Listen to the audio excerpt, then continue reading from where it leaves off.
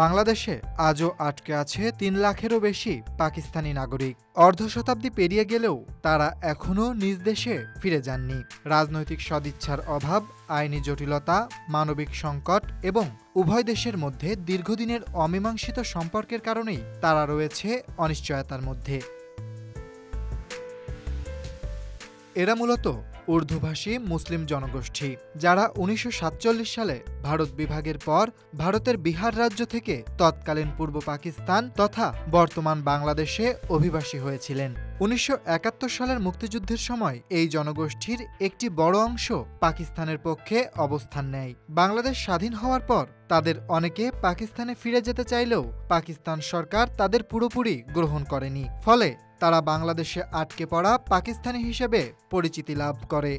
বাংলাদেশের ১৪টি জেলায় ৭৯টি ক্যাম্পে আটকে পড়া পাকিস্তানি নাগরিকরা বসবাস করছেন। প্রাপ্ত তথ্য অনুযায়ী ঢাকায় রয়েছে ৪৫টির মতো ক্যাম্প, যার মধ্যে মোহাম্মদপুরের জেনেভা ক্যাম্প উল্লেখযোগ্য।